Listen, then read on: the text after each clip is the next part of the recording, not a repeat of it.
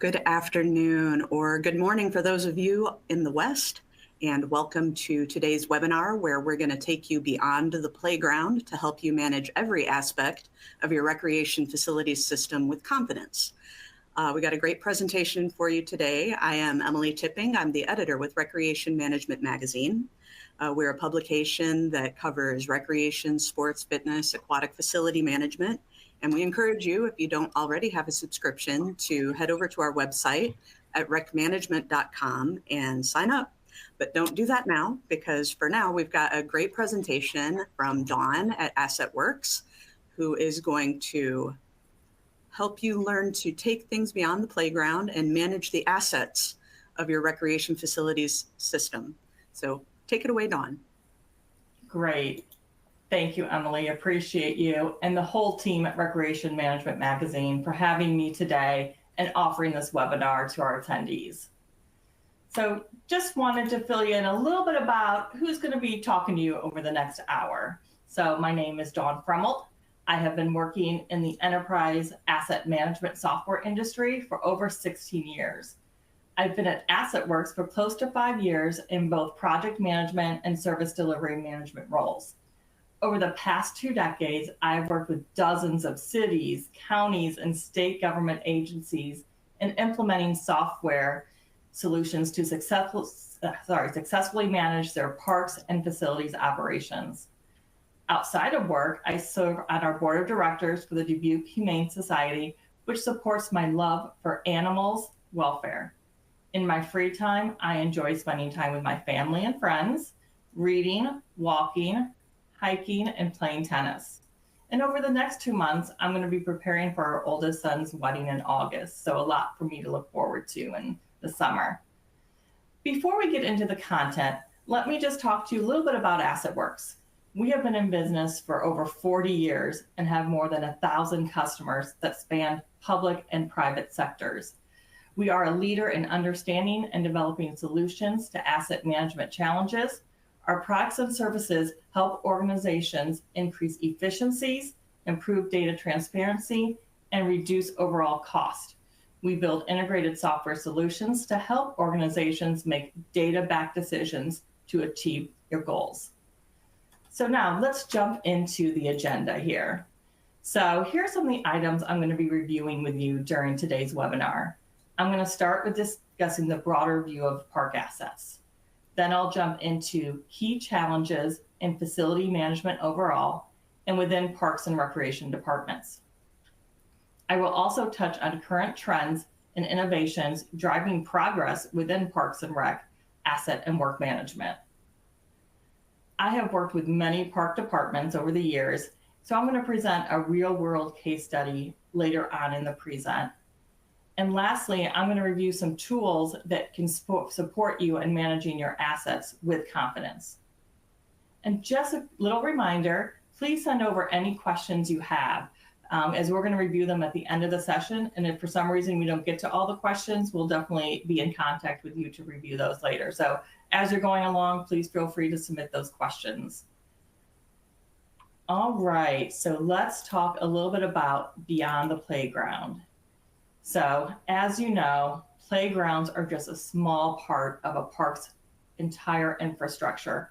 Unfortunately, a lot of people associate parks to just playground-like assets. However, we know that there are other assets in parks that may not get as much of attention. Those park facility assets, such as rec centers, civic buildings, and other visitor amenities. I'm going to review the various types of park facility assets. So recreational facilities, they encompass a variety of different types of assets.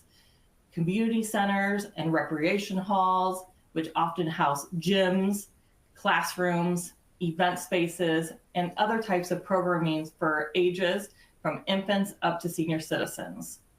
They can also encompass sports pavilions, which can include locker rooms, those concession stands that we all love, at least I remember my boys did, scoreboards, and equipment storage for fields and courts. Don't forget about pool centers. And they also, besides just actually being a facility in itself, they also require specialized maybe HVAC equipment, chemical handling systems, and safety facilities. And don't get me started on skate parks and climbing gyms. Those were my son's favorite park amenities when they were younger. There are many safety concerns at these types of facilities, and you need to be able to manage to those safety requirements. The next type of park facility asset I want to talk about this afternoon is civic and cultural facilities. So these are those amphitheaters and performance spaces that are used for concerts, theater, or any kind of public speaking. Museums and nature centers, which offer educational programming and community engagement opportunities. And lastly, historical structures that are preserved for cultural purposes that may have certain requirements to keep them funded and operational, such as cabins, monuments, mills, those types of historical structures. The third type of facility asset would be support and operation buildings. So those are a lot of the buildings that you see at every large park. It can include restrooms or comfort stations, which are essential for accessibility for visitor convenience. And when you think about visitors, you're not just thinking about your constituents in your municipality, city, county, or state, but you're also thinking visitors from across the country, across the world. Maintenance sheds and equipment garages, they house landscaping tools and vehicles. And I think of those things as when I'm on a golf course, I'm like, oh, there's a golf cart. That's where they store all their golf carts. So they need to be maintained as well. Staff offices and ranger stations, which are used for administration, maybe where the safety patrol officers have offices, as well as customer service. And then storage buildings, which park employees use for things like sports equipment, maybe there's some seasonal decor, they're setting up Halloween decorations, program materials, things such as that. And then the last set of park facility assets are visitor amenities. So these are things that, facilities where citizens and those visiting our communities often use. And those are things like picnic shelters and pavilions, which are reservable for public use. Concession stands and cafes. Now that's becoming more and more popular, right? Seeing concession stands and cafes, everybody wants their coffee nowadays. So for food and beverage services, but some of those are vendor leased. So how can you manage those appropriately? And then bigger event venues, which can be indoor or covered spaces, which you can rent for weddings, festivals, or other community events. So when I was putting this presentation together, I really thought over the past year, how many times have I used one of these facilities? More than I really thought. So one of our aunts got married at a park pavilion, crazy, overlooking the mighty Mississippi River. But you're like, wow, there was outdoor and indoor spaces. A few weeks ago, we were invited to a 2-year-old's birthday party at an arboretum where there was playgrounds and picnic area use. We also used the trails. We went to a local minor league hockey game at our indoor ice arena. We have an indoor ice arena that opened up about 10 years ago. Pretty cool. But again, managed by the city. I attended my son's adult softball league game at the city-owned baseball diamond. And I'm sure there's more. And I know that I take these facilities for granted, but I do expect them to be there and to be safe and to be working properly. But when I do attend events or visit those parks. So again, just some examples of, people think of playgrounds, but parks are more than playgrounds. So I know some of you on the call here probably do understand that, but how do we continue to make sure that other people that you work with, senior management, other people at your municipality understand the needs that you have for other larger park assets? So there are many challenges in recreation facilities management. And I know I'm speaking to the choir when I review these, as I'm sure you're living with these challenges every single day. So I'm going to touch on really when I was doing my research and looking into it, talking to customers, 5 top challenges. The first item I want to review is infrastructure and budget challenges. So as we know, many of these buildings are operating well beyond their intended life cycle, which increases operational risk and cost. Years of postponed upkeep have led to a growing maintenance backlog that is now more expensive to address. Long-term planning is often reactive not proactive due to lack of data and funding alignments. So let's talk about the data and technology gaps as well. So many municipalities rely on spreadsheets or old software that can't track real-time asset performance. Data can also live in separate departments. So facilities, finance, planning, IT, GIS, which makes holistic asset management very difficult. Geographic and computerized maintenance tools are underutilized, reducing planning efficiencies. So again, you may have software, you may have systems, but again, maybe they're not being utilized to its fullest potential to help you manage those assets. The third challenge that I researched and saw was workforce limitations have caused a lot of challenges for you in the recent years. Many skilled workers are retiring, and there's a shortage of younger trained replacements of public sector facility management roles. Staff are not always trained to use modern tools like EAM systems or predictive analysis, and teams are often focused on putting out fires rather than preventative maintenance or strategic planning. And don't we always love the regulatory and resilience pressures that are always present, always sitting on our shoulder here? So environmental and safety regulations require updates that are super hard to implement with these older facilities. Municipalities have ambitious energy and climate goals that lack the capital, meaning money, and data to really track progress. Natural disasters are more frequent and severe, and many facilities are not resilient enough to withstand those natural disasters.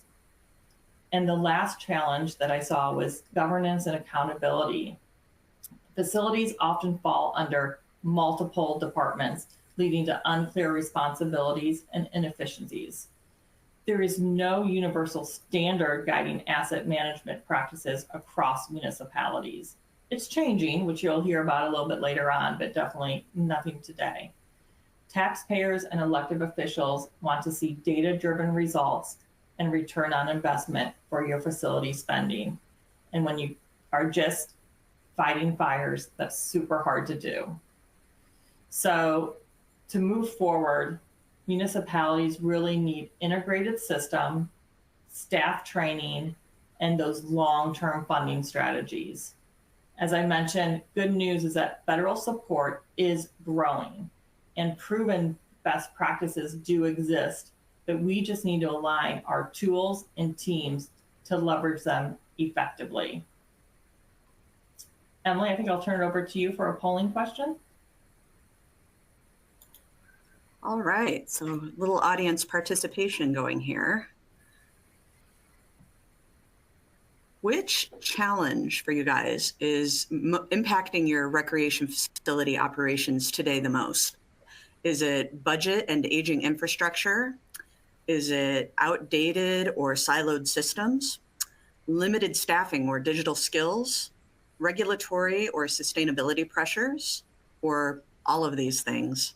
Go ahead and pick the answer that you think is most relevant here for you.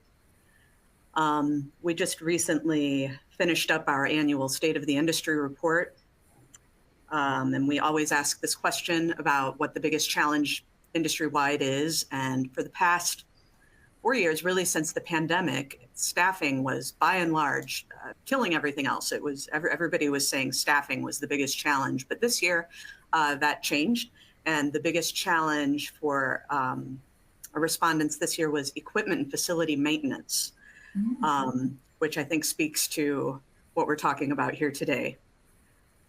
All right, so it looks like everybody is kind of clicking in their responses. So let's go ahead and see what you all have to say. No surprise here, 44.4% say budget and aging infrastructure is the top challenge.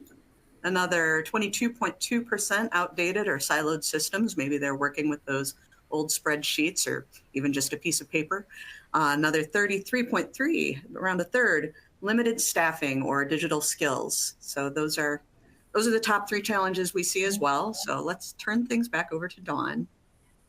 Thanks, Emily, and thanks everyone. This was really good insight, and definitely, understandably that budget is huge. And again, that aging infrastructure is definitely a concern for, everywhere from safety to usability.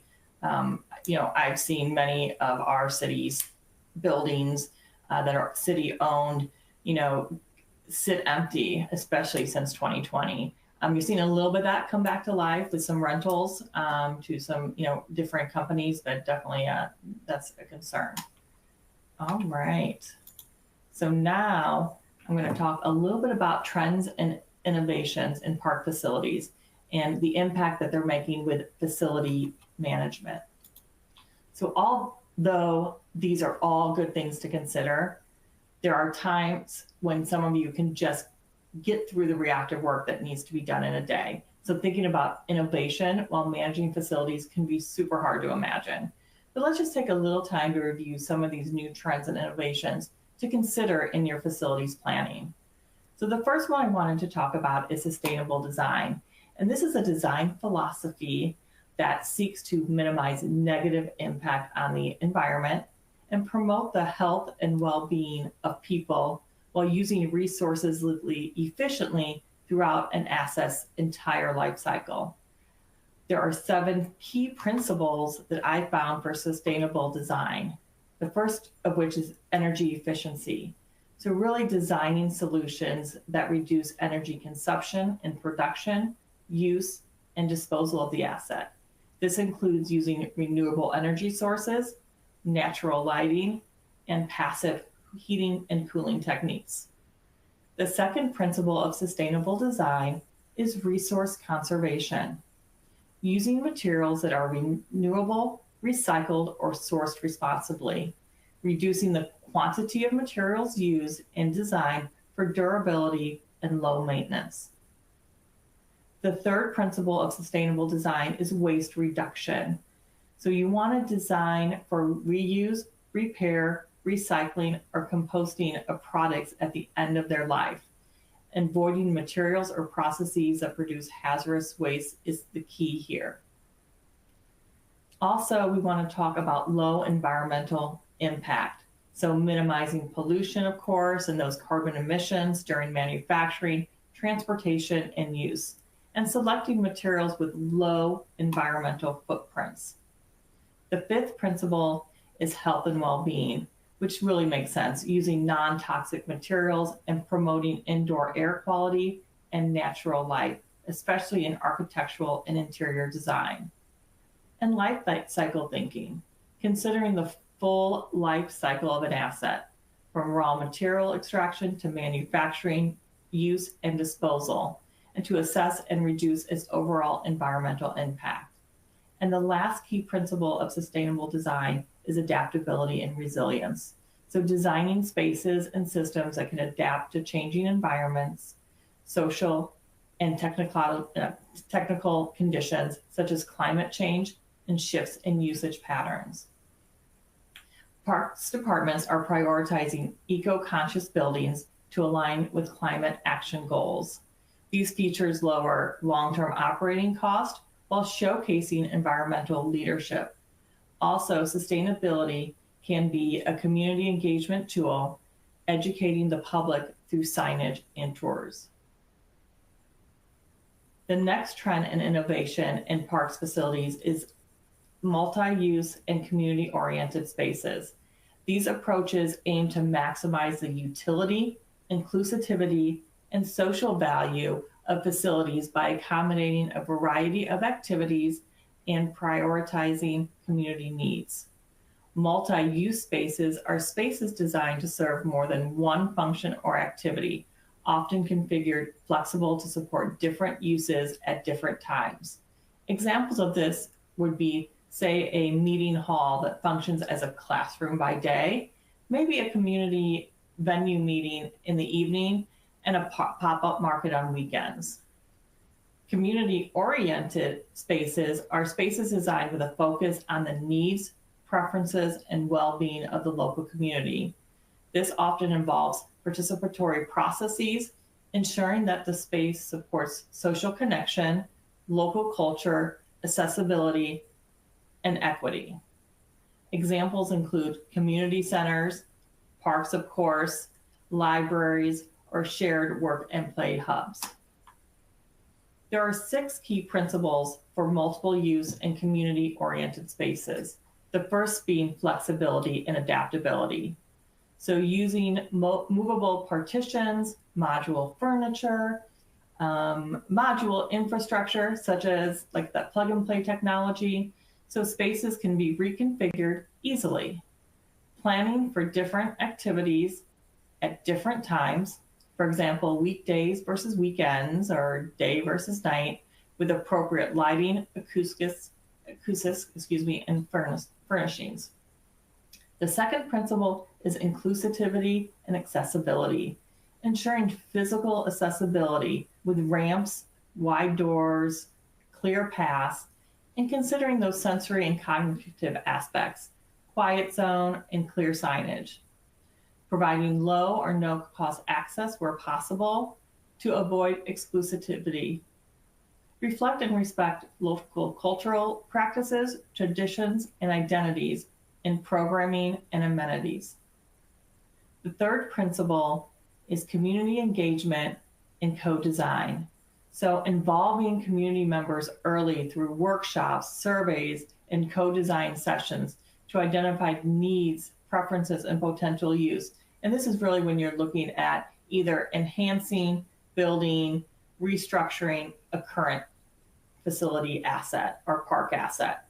So you can establish various communication channels for users to propose changes or new programs, such as suggestion boxes or periodic meetings as you're moving along the planning process.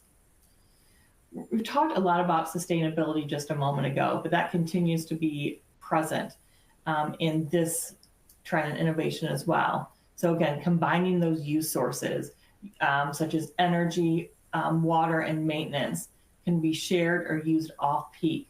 You're really trying to reduce that overall footprint.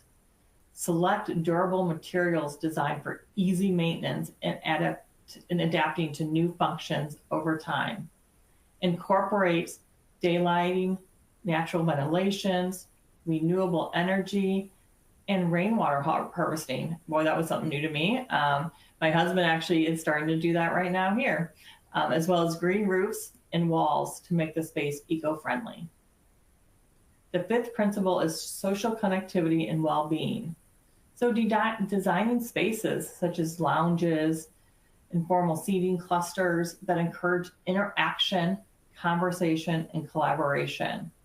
Ensuring good visibility, adequate lighting, and eyes on the street or community oversight to really foster that sense of safety. And providing elements like greenery, opportunities for light, exercise or play, and quiet areas for reflection. And the last principle on multi-use and community-oriented spaces is economic resilience. So really looking at combining civic, cultural, commercial, and social functions so that if one function has a fluctuating demand, others can sustain the space. Allocating areas for local artists, pop-up vendors, or even community-run cafes. You know, I like my coffee cafes to stimulate small-scale economic activity. This trend responds to a growing demand for more inclusive, efficient public spaces. A recreation center might also host job training or childcare, broadening a social impact. Shared spaces optimize operations and create those strong community ties. The next trend in innovation park facilities is smart infrastructure and digital integration. So I learned a lot when I was researching this item. So it really uses the advanced information and communication technologies, data analytics, and automation to make built environments, so that means your facilities, networks, as well as services, more efficient, responsive, resilient, and user-centered. These approaches leverage things like sensors, connectivity, and other intelligent systems to monitor, control, and optimize assets throughout their entire life cycle. There are many principles for smart infrastructure and digital integration, and this is where I learned a lot. So using things like environmental sensors. So those are those temperatures, humidity, air quality, noise in buildings and urban spaces, as well as maybe even looking at utility meters, smart water, smart gas, smart electricity, to make sure that you're using, that the consumption that you're using coincides with the use of the building versus what you're being billed for. Connectivity and networks are super important in today's environment. So making sure that wired and wireless networks are current and up to date and can sustain use based on the use of that facility. So if you have a big event center that you're holding events for, making sure that you have that connectivity and networks available to the community as they need to get either work done or be able to use that for calling for safety purposes. This is interesting, data analytics and AI. So again, looking at predictive analytics and AI to forecasting demand for electricity and water. So predicting, maintenance needs. Again, it was really unique of how you can use some of those data analytics to really help manage your facilities operations.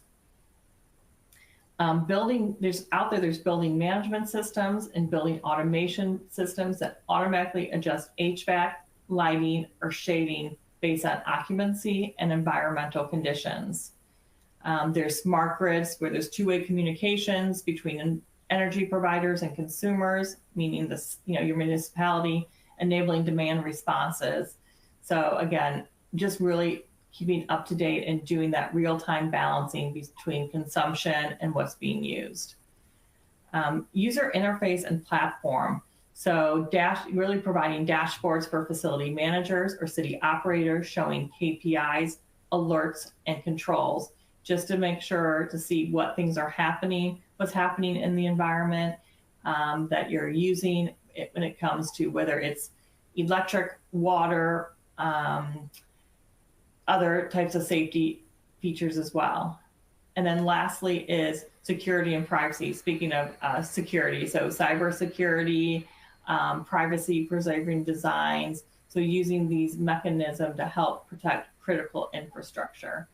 So again, a lot of principles regarding the smart infrastructure and digital integration. So these technologies are expected to reduce waste, enhance safety, and support sustainability. Digital systems generate real-time performance metrics that support data-driven decisions. Smart features also improve that accessibility for users of those facilities, and they're efficient for your staff. So the last trend in innovation in parks facilities is something that's near and dear to me, asset management systems. So asset management and maintenance technology refers to the systematic processes, tools, and those technologies to track, optimize, and sustain physical assets. So those are your buildings, vehicles, anything in your infrastructure, HVAC, elevators, water fountains, through their entire life cycle. So this encompasses the planning, acquisition, operation, maintenance, renewal, and lastly, the disposal, with the goal of maximizing value, minimizing costs and risk, and ensuring reliability, safety, and regulatory compliance. These centralized platforms are used for tracking assets, scheduling maintenance, and managing budgets. Lifecycle costing forecasts maintenance, replacement, and capital investment needs. The use of a CMMS or EAM system can move the organization from firefighting mode to preventative planned care. Digitizing work orders and asset history improves accountability and reduces downtimes. Facilities can now be managed cradle to grave with insight into every maintenance event and expense throughout that life cycle. By utilizing an asset management system, municipalities can be more in tune with not just the reactive work that needs to be fleet against their assets, such as a broken water faucet, but they can create preventive maintenance schedules and track those in the system to ensure their assets are being inspected on a periodic basis.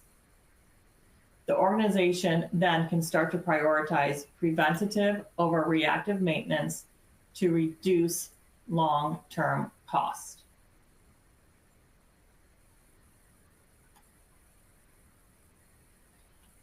There are many benefits of recreation facilities maintenance, and I will touch on a few of them. So as you can see in this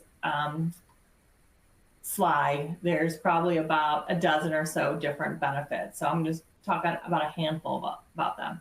So let's first talk about increased asset longevity. Proactive maintenance extends the life of buildings, equipment, and infrastructure. Small fixes like sealing cracks or replacing filters prevent larger, costlier repairs. Lifecycle tracking helps identify the optimal time for repairs or replacement, avoiding premature capital spending. The second item I wanted to touch on here is that preventive maintenance can lower total cost of ownership. Regular upkeep reduces the needs for emergency repairs, which are often 2 to 3 times more expensive. Preventive maintenance reduces energy waste, leading also to lower utility bills. Deferred maintenance leads to capital deterioration, making future fixes significantly more expensive. It can also result in fewer equipment failures. Maintenance schedules catch early warning signs before critical systems break down, such as HVAC, lighting, and plumbing. Minimizing downtime is essential in these multi-use facilities that serve high volumes of people. Well-maintained facilities preserve programming continuity and reduce event cancellation. Preventive maintenance also enhances safety and risk management. Properly maintained playgrounds, gym equipment, and trails reduce injury risk. Regular inspections ensure compliance with building codes, ADA, and safety regulations. Fewer safety incidents equals reduced liability and insurance claims for the organization. This can lead to higher staff productivity and morale. Facility staff can plan workdays instead of constantly reacting to breakdowns. Well-maintained environments support better working conditions and reduce burnout. A clean, functional space improves pride in the workplace for both staff and the public it serves. Benefits of recreation facilities maintenance also means better data and decision-making. I think we could probably spend a whole hour talking about how you can get better data from doing preventative maintenance work. So maintenance systems, like what we've talked about, CMMS or EAM systems, generate data on usage, cost, as well as asset condition. This supports smarter budgeting, capital planning, and strategic prioritization on what asset you're going to work on first, second, and third. Agencies can report on ROI, justify those funding requests, and improve transparency with stakeholders. The last item I wanted to touch on here is improved public experience and satisfaction, because that's really what it's all about. We have many stakeholders, but our main stakeholders are the public. So they want clean, functioning facilities, which as they build community trust and encourage usage. Citizens are more likely to respect and preserve well-maintained spaces as well. And enhanced satisfaction supports increased program participation and volunteerism.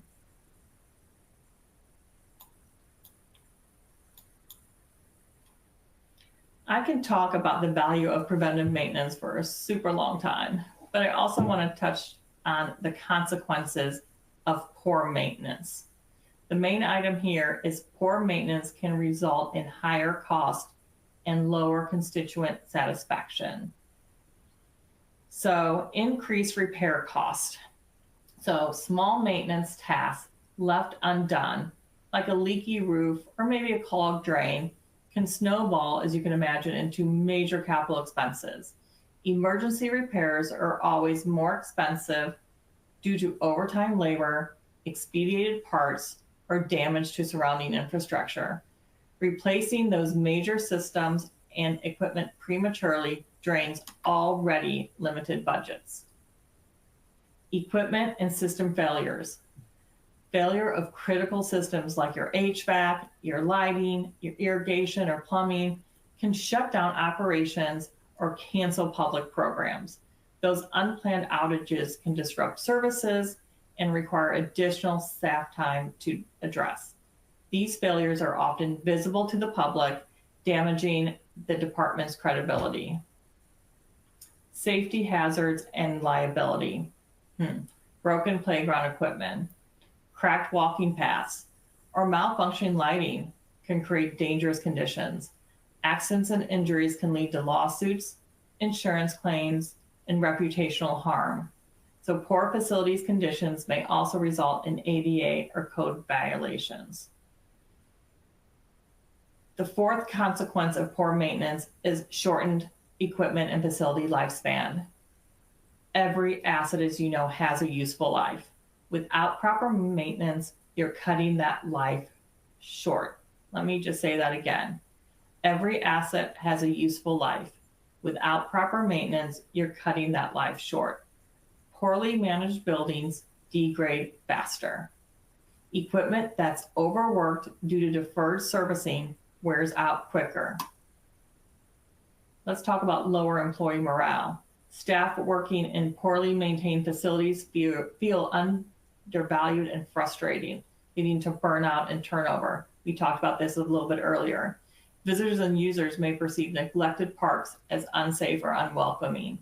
Declining attendance and participation can follow visible deterioration. Compliance and regulatory risks.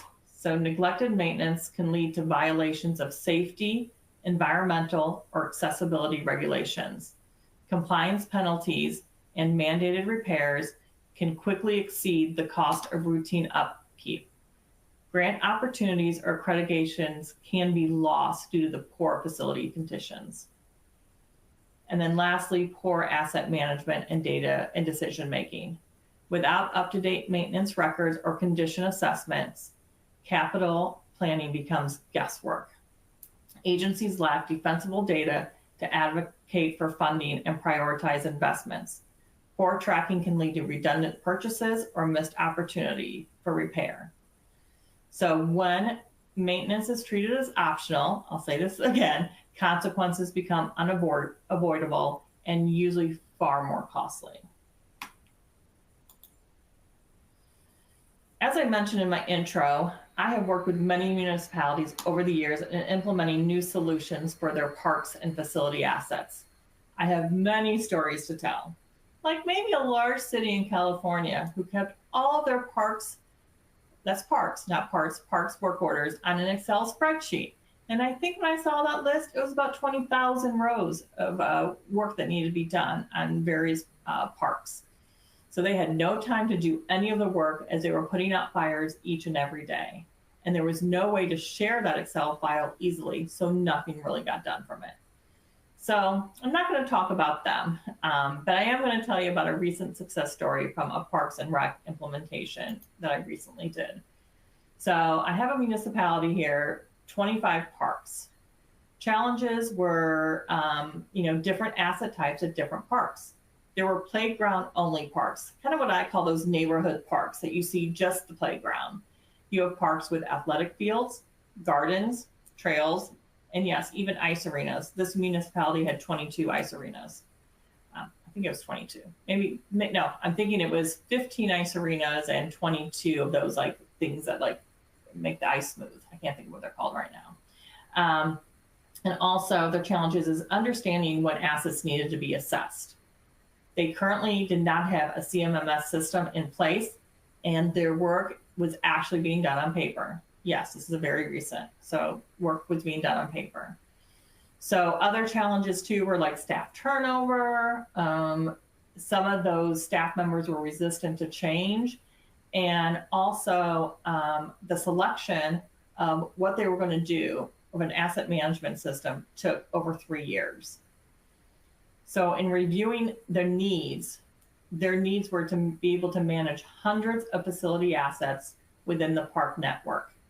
They had a need for preventative work to ensure getting the full life out of their assets.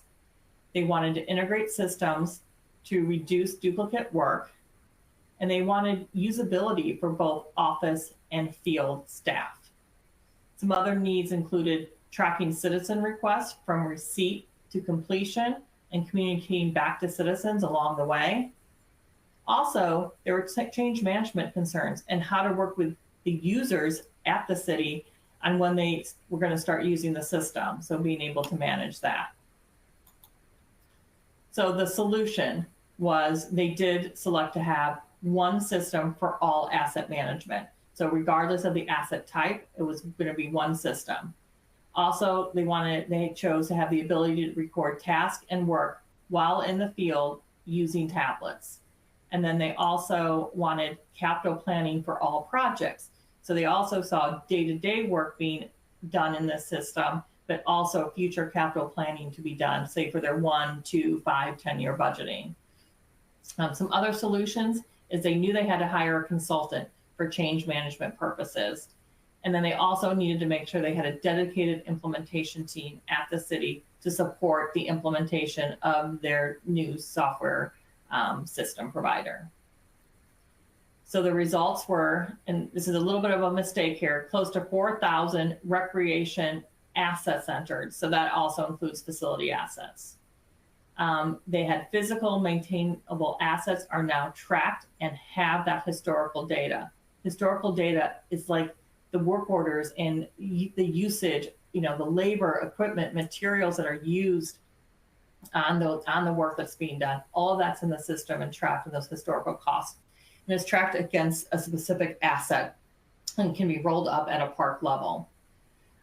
Regular preventive maintenance planning and scheduling, and the ability to manage recreation facility assets cradle to grave.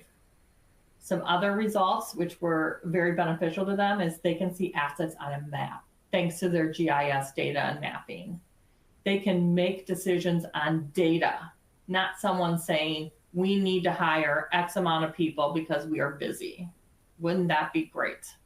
And they can report back to council and citizens on the work that they're doing in a very concise dashboard type view. So that was super exciting for them. So I still stay in contact with this organization, and they're still expanding the use of the system, seeing of different ways that they can use it, but they're very happy. Most users are happy. Are you going to get 100% buy-in? Wouldn't that be great? Typically not, but things are really looking up. So I think we're going into the next poll, right, Emily? Yes, let's do that. Let's get everybody to click again. I think it was really interesting, this case study, and thinking about, how do you get the information in John from maintenance's head, out of his head so that everybody can use it, right? So let's all register what we're doing now. How are you currently tracking your recreation facility maintenance and assets? Are you using paper or spreadsheets? Are you using basic digital tools like Excel or a simple database? Are you using a CMMS or EAM system? That's a computerized maintenance management system or an enterprise asset management system? Are you not tracking consistently, or are you not sure? Let us know. Let us know what you're up to there. Me, I like to track everything on paper. But I don't have a whole park system to manage either. It's just me.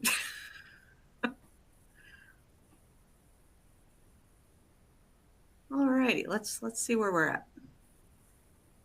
So it looks like 40% using paper-based or spreadsheets. Another 30% are using a CMMS or an EAM system. And then 10% spread evenly between basic digital tools, not tracking consistently, or not sure. We'll hand things back over to Dawn. Yeah, great. Thanks, Emily, and thanks for your participation. Again, very interesting, very common what we see. So definitely, like I said, trying to talk a little bit about, what we can do. So one of the things I want to talk about are some of those tools. So kind of relating to what we just talked about in the polling question. What are some tools you can use for confident recreation facilities management? So one of them is, again, that CMMS or EAM system. So being able to track all assets, facilities, equipment, things like that. Being able to monitor materials, labor, parts, equipment, what's being used against what the guys in the field are doing. Also, GIS integration allows for visual tracking and planning. Boy, people love a map nowadays, don't they? So just being able to see that visually on a screen, either on a tablet or on their work desk. Also, the ability to have all necessary staff access to the system based on their role and their need. So having role-based access and modules available to those certain individuals. And workflows that can be created to ensure work is being completed in a timely manner in adherence to SLAs. So again, that's really what a CMMS system, EAM system can provide to you. Let's talk about dashboard and reporting. So, this enables real-time and strategic insights into what's happening today, but it also can talk about what's happening tomorrow with supporting predictive maintenance and long-term planning. It's the ability to make data-driven decisions on asset acquisition, on improvements to those assets, and also potentially asset retirements. Also, you can manage your annual budget based on that past performance and metrics on the work already completed. And you can provide information to council and citizens as needed. The next is pretty cool, mobility. So, people who, like me, I'm at a desk, I'm sitting here on my desktop, it's great, it's everything I need. But think about your field workers who need to be able to maybe carry a smaller device to be able to see the work they have to get done and track progress against that work. So having a mobile feature that field staff can update, respond, and stay connected. Also being able to have offline access. So I may have worked in a city where Pikes Peak is at, and they lost access when they went, up that mountain. So being able to still do work when you're offline, but making sure that work comes into the system once you're reconnected. And lastly, having that citizen engagement. So making sure that citizens can report issues and receive updates periodically really does help make confident recreation facilities management. You want to be able to collaborate and engage too with other departments, local businesses, and citizens. You want to build partnerships through events, volunteer programs, and sponsorships, and really stress that recreation is a community-wide effort. When you think about recreation, that's a really heavy-hitting citizen type of asset, type of area. When I think about, yes, other maybe assets that a city might manage, like I'll use road system. I mean, it's great. We're all using roads, and we do get frustrated. But again, it's kind of common. But people come together at your parks. People come together at your recreation facilities, and we want to make them safe, reliable, and functioning the way it should function. So again, being able to really have insight into where those assets are at, what condition they're in, and what work needs to be completed can really help maintain those assets to its longevity. All right. So I'm just wrapping up here. Want to talk about some key takeaways. So know your system. So you want to build a detailed, up-to-date asset inventory so you know where your assets are located and what condition those assets are in so you can plan accordingly. Even a simple spreadsheet or free-form CMMS trial beats those sticky notes, right? Or maybe use Google or Microsoft tools that you already own, or explore free open source options, or ask your neighboring town, city, county, what they're using to manage those assets. And maybe you can combine resources with them. Plan with a purpose. Use data to prioritize and budget effectively. Document as you go. Track those simple metrics, open tickets, response times. Then build your case for your council for small budget bumps or grants. And lastly, collaborate and adapt. Engage stakeholders and evolve practices as needs change. Get staff champions and hear from users. This feedback helps you fix what really matters.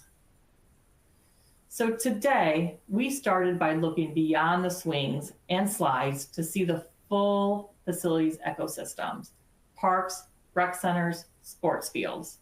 We chatted about how to inventory assets, apply smart maintenance, and lean on data rather than guesswork. We explored ways to involve the community, boost sustainability, and use digital tools without breaking the bank. Why does this matter?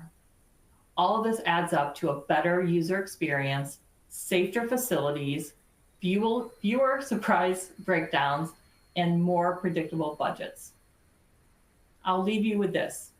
Imagine a future where maintenance surprises are rare, budgets are predictable, and our facilities serve as vibrant community hubs. That's what confident facilities management unlocks. I want to thank you for your time. And if you want a deeper dive, brainstorm ideas, or just share a success story down the road, here's how you can reach me. I'll now turn it over to Emily. All right, we have some time for questions. So if you have any questions for Dawn today, please enter them either in that attendee chat or in the Q&A box. And we do have one to start out with, Dawn. It's how does implementing one of these systems, an EAM or CMMS platform, help to reduce long-term facility maintenance costs? Oh, that is a great question.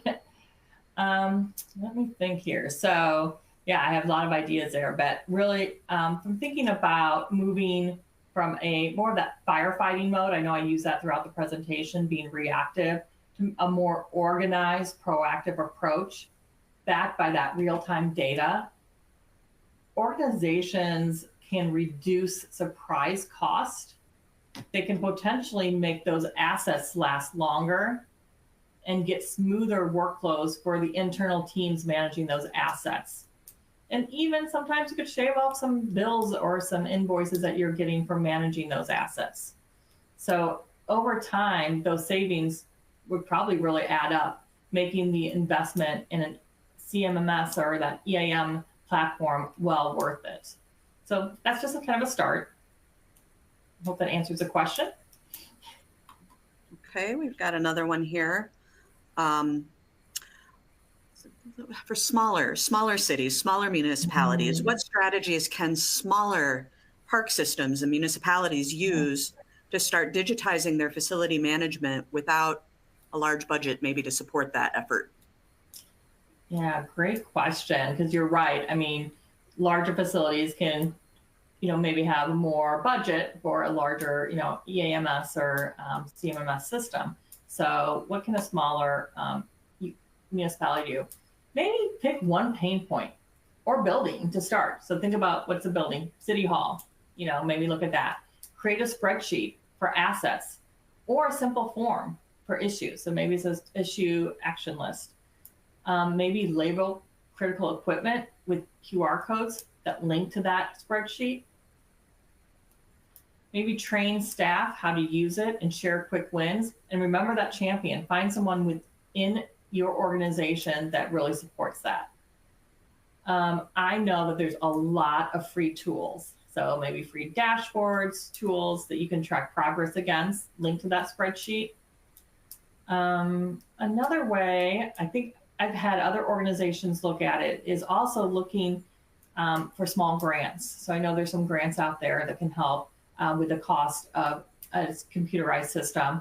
And I also mentioned partnering with your neighboring communities. So see what they're doing, and maybe there's something a consortium or something that you can build to help with. So little by little, you really build that digital foundation. And over time, you'll have that data showing how many breakdowns were prevented, how maybe spare parts are better managed, and maybe how your team might spend less time chasing paperwork and chasing reactive work. So something to think about. Okay, we have a third question here. This is regarding your case study. Could you speak a little bit more about some of the success factors behind the city's implementation and results? Absolutely. Oh gosh, there's a lot going into this one. So planning. I'm a project manager by nature. I mean, it's been, in working and managing different types of projects in different industries for 30 years. So planning is key. So they really spent a lot of time upfront planning for the implementation of the system. They identified known risks, so those could be mitigated along the way. Another item is they had support from senior leadership at the city that were involved from the project kickoff to when folks were doing training, and even supported the production go live celebration. Also knowing they knew that they wouldn't get it done in a month. When you get a nice, briny, new, shiny toy, you want to just use it and you want it fully functioning in as quick as possible. They understood it would take time, resources, and really resiliency to ensure a smooth implementation of that system. There was space built into the implementation timeline in case something did take longer than expected, such as data normalization and getting data in the system. Two other items I can think of is communication. And this is, something I say all the time with any types of implementation or something new that you're trying to do is communication. So internal and external, just communicate. You can't over communicate on these things. And testing. I said planning, testing to ensure the system met the needs of their various personas. So when you think about, who you have on your parks team, you have supervisors, field workers, customer service, parts managers, citizens. So making sure that testing the system appropriately before you go into a live environment, that made them successful as well. So there's a few items there. Okay, good. We have a couple of kind of technical questions here. One from Nate is curious to know if AssetWorks can import or export CVS flat files between itself and Tyler Technologies software. That's pretty specific. Yeah, that is pretty specific. So we can definitely, using certain tools that we have, data loading tools, AssetWorks can bring in information from other either Excel documents or other providers. Yeah, we can definitely set that up. Okay, great. And Lance here is currently using a free app for maintenance for a work order style system and is curious about the basic cost structure of this kind of management software. I'm assuming that kind of varies depending on exactly what you're delivering and who you're working with. That is correct. Like like how many assets you're managing, how many users, what's the size of your community? Yeah, absolutely. So that's definitely kind of case by case based on certain factors. Absolutely correct, Emily. Okay, so I'm thinking somebody will follow up with you, Lance, to dig down into your details and give you a better specific answer to that question.